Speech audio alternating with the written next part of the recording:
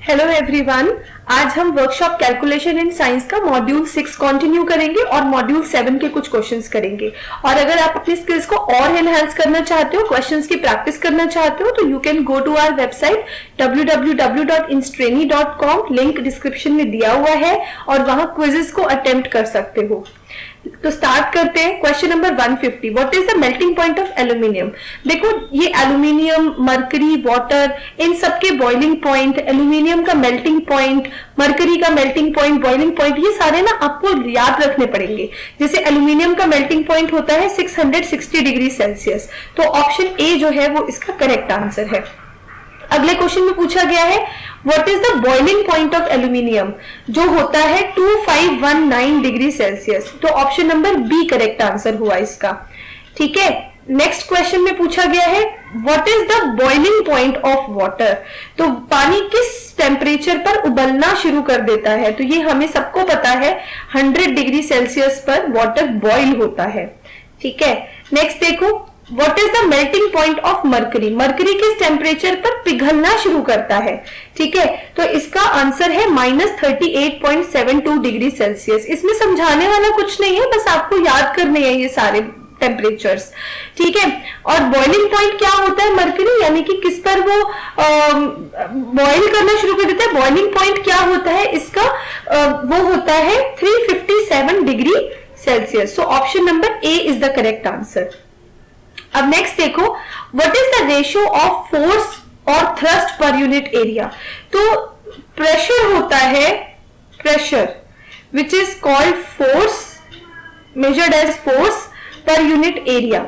ये inversely proportional होता है एरिया के। जैसे बैग होता है, बैग के स्ट्रैप्स चौड़े होते हैं, पतले स्ट्रैप्स होते हैं तो हमारे शोल्डर्स में पेन हो जाता है, लेकिन अगर स्ट्रैप चौड़ा होता है तो हमारे शोल्डर में कम प्रेशर एक्सर्ट करता है। क्यों? क्योंकि एरिया, चौड़े स्ट्रैप से एरिया थिक एरिया बढ़ जाता है, तो कम प्रेशर हमारे शोल्डर्स पे फील होता है।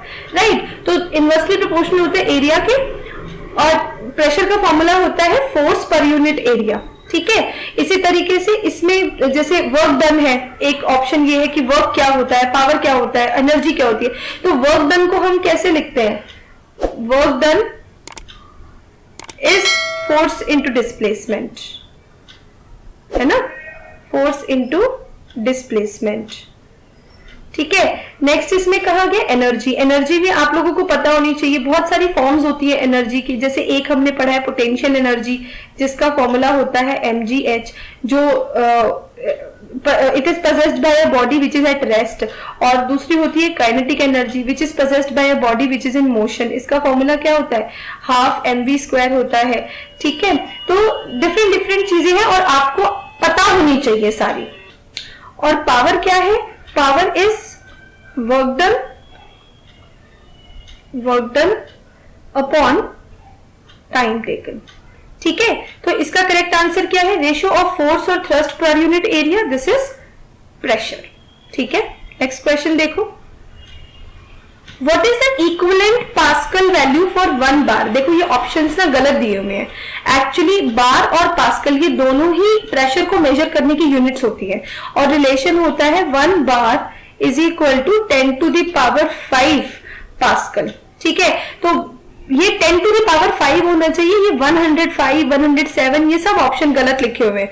तो ये क्या होना चाहिए यहाँ पर, it should be 10⁵ pascal. Then option A is the correct answer.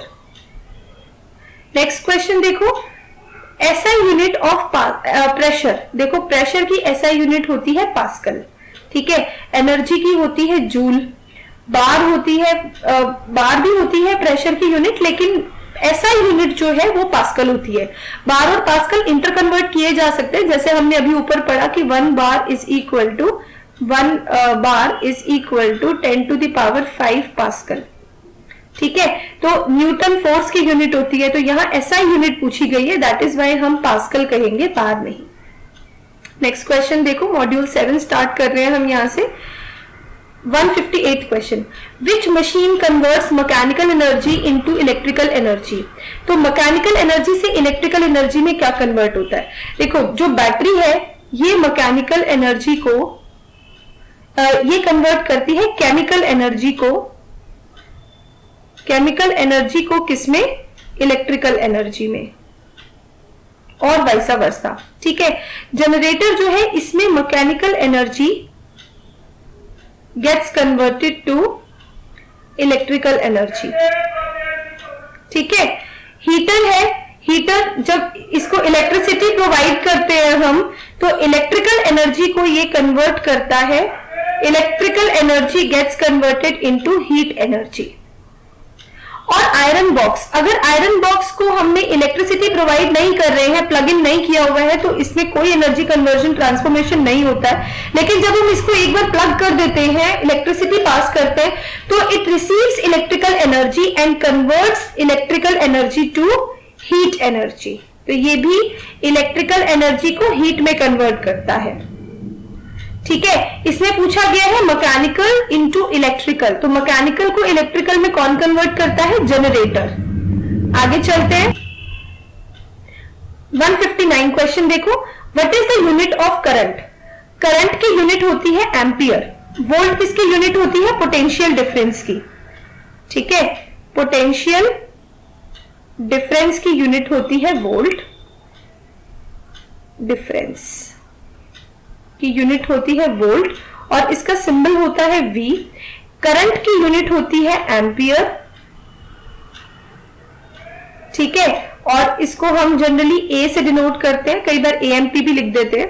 और रेजिस्टेंस की यूनिट होती है, रेजिस्टेंस की यूनिट होती है ओम, इसको हम रिप्रेजेंट करते हैं इस सिंबल से। और पावर की यूनिट होती है वॉट, जिसको हम रिप्रेजेंट करते हैं W से। तो यहां पर ऐसा यूनिट करंट की पूछी है, तो दैट इज एम्पियर, राइट। आगे चलते हैं, what is the unit of resistance? अभी मैंने आप लोगों को बताया कि रेजिस्टेंस की ऐसे एम्पियर होती है करंट की, वोल्ट होती है पोटेंशियल डिफरेंस की, ओम होती है रेजिस्टेंस की, और वॉट होती है पावर की। तो इसमें रेजिस्टेंस की यूनिट पूछी गई है, it means it will be ओम।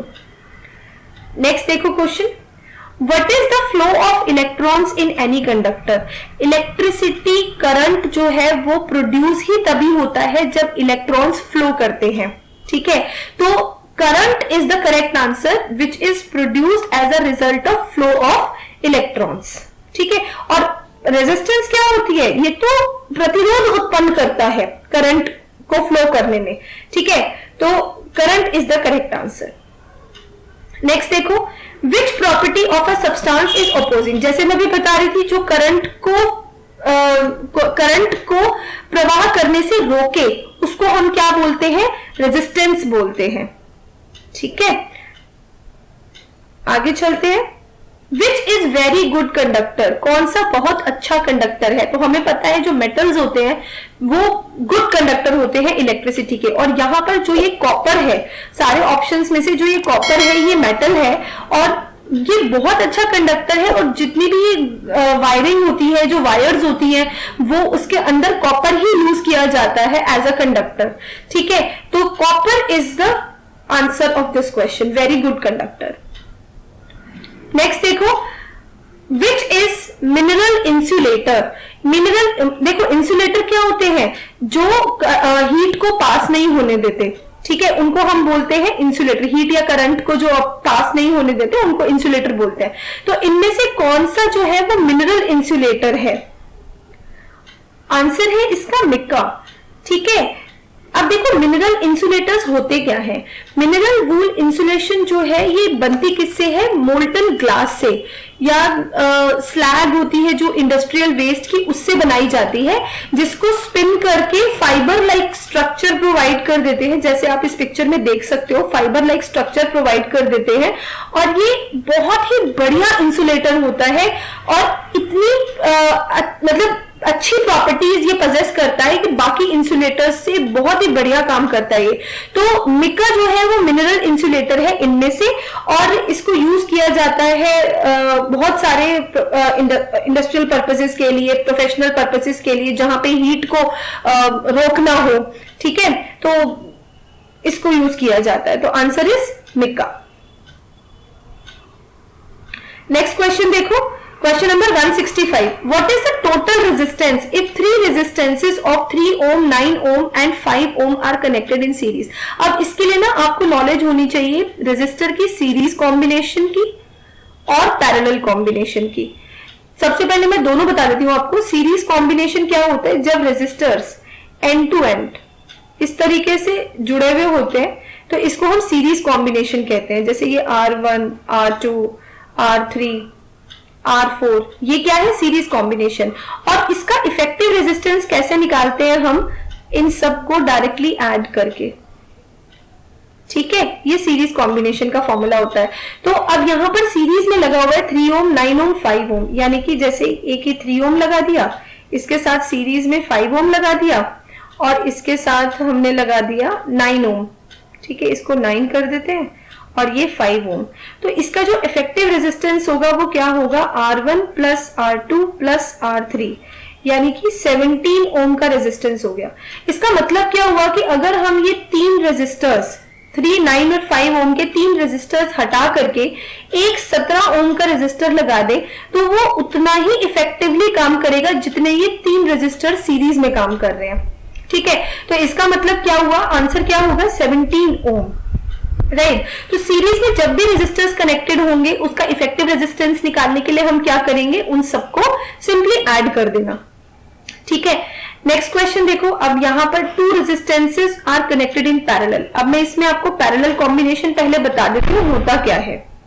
ठीक है, पैरेलल कॉम्बिनेशन, जब रेजिस्टर्स पैरेलली कनेक्टेड होते हैं ऐसे, ठीक है, तो इसको हम क्या बोलते हैं? पैरेलल कॉम्बिनेशन बोलते हैं। सपोज ये R1 है, ये R2 है, तो इफेक्टिव रेजिस्टेंस का फॉर्मूला क्या होता है? 1/R is equal to 1/R1 plus 1/R2। ठीक है, तो ये R जो है वो इफेक्टिव रेजिस्टेंस हो गई। अब यहां पर एक है 4 ओम और एक है 6 ओम। तो अगर हम R1 को 4 ओम ले लेते हैं और R2 को 6 ओम ले लेते हैं तो ये हो जाएगा 1/4 प्लस 1/6। तो एलसीएम लेकर के इसको सॉल्व करोगे, इसका एलसीएम आएगा 12, यहां आएगा 3 प्लस 2, यानी कि 1/R इज इक्वल टू 5/12।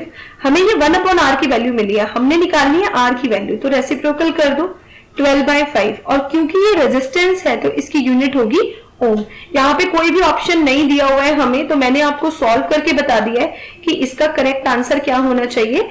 12/5 ओम होना चाहिए इसका आंसर। ठीक है, आगे देखो। What is the total resistance if 3 resistors of 4, 6 and 8 ohms respectively are connected in parallel? अब आपको फॉर्मूला मालूम है, 1/R is equal to 1/R1 plus 1/R2 plus 1/R3। तीन रेजिस्टर्स हैं क्योंकि, तो 1/R is equal to 1/4 लिख देंगे। R2 6 है और R3 जो है वो 8 है।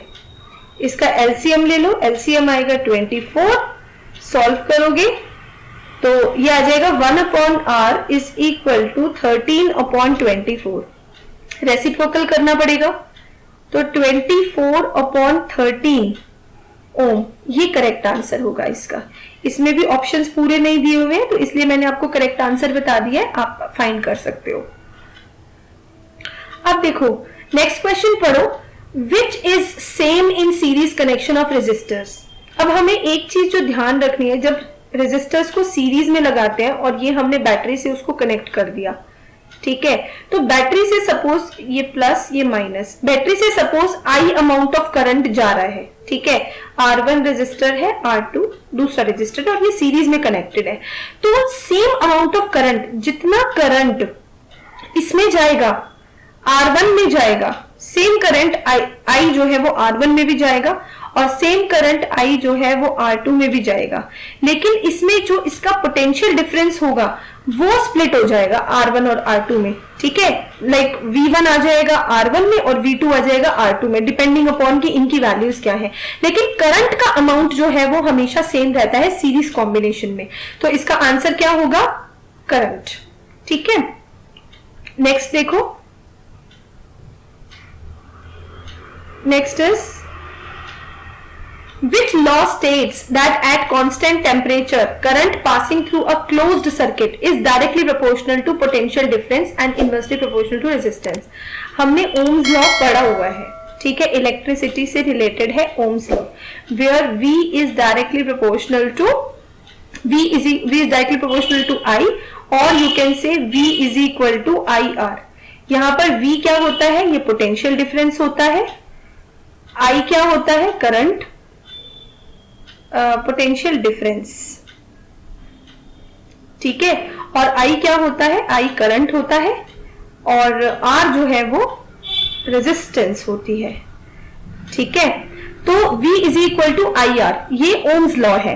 तो यहां पर क्या कह रहे हैं? Current passing through a closed circuit is directly proportional to the potential difference, ठीक है. तो ओम्स लॉ आंसर होगा इसका, ओम्स लॉ. अब मैंने आपको ओम्स लॉ होता क्या है वो भी मैंने बता दिया, रिलेशन क्या होता है V, I और R में वो भी बता दिया है, ठीक है. अब इसी फॉर्मूले को यूज करके हम आगे के क्वेश्चंस करेंगे. जैसे 170 नंबर क्वेश्चन में देखो आपको क्या गिवन है, I दिया हुआ है 11.5, V दिया हुआ है 380 और R निकालना है. तो यहाँ पे रिलेशन चाहिए हमें V, I और R का, जो ओम्स लॉ से हमें मिलेगा. क्या होगा? V is equal to IR, ठीक है. तो अगर हम इसमें, हमें V दिया हुआ है, V कितना है? 380, तो यहाँ 380 पुट कर दो. हमें I भी पता है 11.5 और हमें R नहीं पता. तो R को हम लिख सकते हैं 380 अपॉन 11.5, जो अप्रोक्सीमेटली 33.04 ओम के करीब होगा, बराबर होगा. तो इसमें ऑप्शंस के अकॉर्डिंग हम ऑप्शन देख लेते हैं कि क्या है.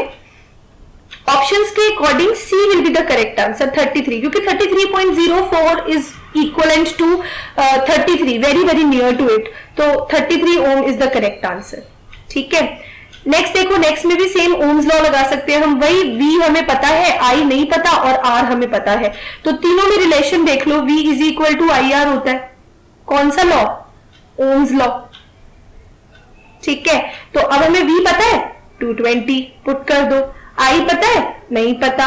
R पता है? मालूम है 50. तो I क्या आ जाएगा? 220 upon 50 which is equal to I. तो इसको हम लिख सकते हैं 4.4. और करंट की यूनिट क्या होती है? I क्या है? करंट है ना.